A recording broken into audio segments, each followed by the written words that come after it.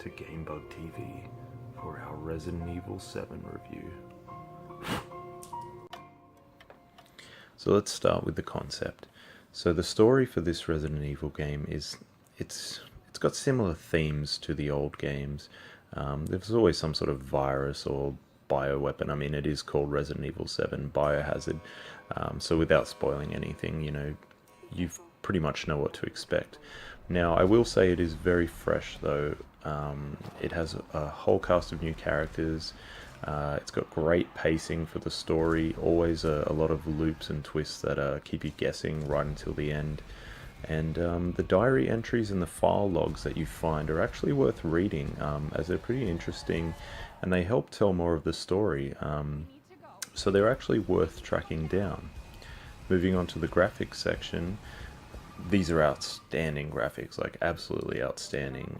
The detail is just, I can't, the detail is insane, especially when looking at, just like the mold or the grime on the walls, or, all the dirty things around the house and just bits of leftover remains. It's just gruesome and disgusting in the best possible way. And that's the same can be said for the characters and enemies, who look hideous, again, in the best way possible. I mean, the enemies are terrifying, and then they're just so well detailed, they're just so intricate. And I think the main highlight of the visuals is the lighting. The lighting is just perfection. It sets the mood. It's got that very creepy, dark, almost claustrophobic vibe. As you approach doors, they get brighter as you get closer until you open up into a dark room, and there might be a flicker of light, and that can either be terrifying if it's someone approaching, or it can be the comfort of a safe room. So just outstanding visuals. No complaints. Everything runs fine. There's no screen tears that I noticed. Just a smooth experience. So onto the gameplay side of things. Now, this time it's in first-person view, and surprisingly, it still feels like a Resident Evil game. It's got tight, responsive controls. The gunplay is just tight, and attacking your enemies, it pretty much still feels like Resident Evils of old.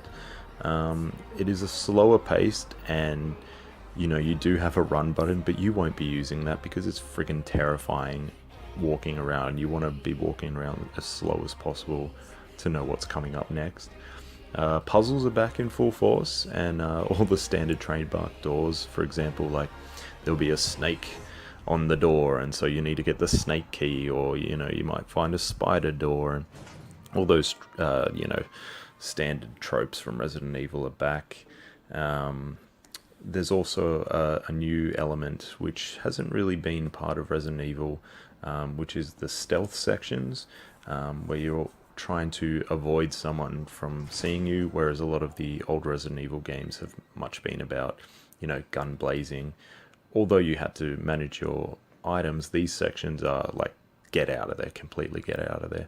And I'm not really a fan of stealth sections, but however, these don't overstay their welcome. So I was surprised by that. I was a bit worried that it was just going to be like, one of those games like Outlast or Amnesia, where you've just got to constantly run away, and that's not a game for me. So this felt perfectly done. And we'll just say that safe rooms are basically heaven in that game, because you do have the old item slot spaces, and those are limited, and just like you'd expect from all Resident Evil games. And also the ammo is also very scarce, so you will need to manage that. So getting to a safe room will provide you that comfort that that no one's going to attack you in there. You can put your items in the item box and sort of dabble around of, what do I need to take out, what can I keep in there. It's just it's got a bit of a strategic element, which a lot of the Resident Evil games have always had. So next up, VR. Now, VR is absolutely terrifying. I mean, the game itself is already terrifying, but with VR on, it's next level. I honestly don't know how someone could sit through and play the whole game in VR. I couldn't. It's just too damn scary. So I just got in and played chunks of it in VR, and whew, like even just thinking about it now, it's frigging scary. The sense of scope in the VR is absolutely amazing.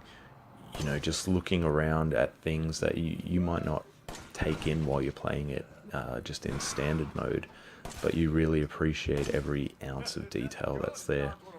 And surprisingly, the visuals still look decent. I mean, they do take a hit, obviously, because the VR, I think it runs at 120 hertz or something, and you know, it's a beefy experience to be playing this whole game in VR. So the graphics do take a hit, but I mean, the sense of scope and, you know, the lighting's still there and the sense of dread. So you don't even really notice that, to be honest. And there's quite a few set of options to dabble around with the VR to make sure that you don't get motion sickness, or if you do, you know, ways to sort of try and overcome those. Whereas you can adjust the camera speed, you can adjust how you want it to move when you use the right thumbstick to turn, whether it's just in sort of these what's the word? It's sort of like a 30-degree flick action, or you can have it the smooth, normal right thumbstick that you used to. It's hard to explain until you're actually trying it, but there is a wealth of different options to sort of suit what you feel most comfortable with, and I thought that was a really nice touch that they added in there. So let's go into the awesomeness section. This is this whole new game. I mean, it's a fresh new approach. You know, in terms of the first-person style, it's back to that terrifying, claustrophobic mansion feel versus, you know, the more outdoor open setting of Resident Evil 5, which is more action based. This is definitely more survival horror based. And even though it's a new approach, it's never lost sight of what Resident Evil is all about. In fact, it's back in touch with what it was all about. So it's actually rejuvenated my love for the series, and I definitely felt like it was more akin to the original Resident Evil game. And the addition of VR just sets the bar for what can be accomplished with Sony VR. So it's just amazing. So the final word, it's definitely a much needed, I would say, reboot of sorts. I mean, it is a sequel in ways, but it does feel like a reboot, and it's an outstanding package all around. Definitely for me, this is already a contender for Game of the Year. And I mean, we're only in February and still only early February, but it's just that damn good. So I recommend you all go play it, and make sure you wear the brown pants.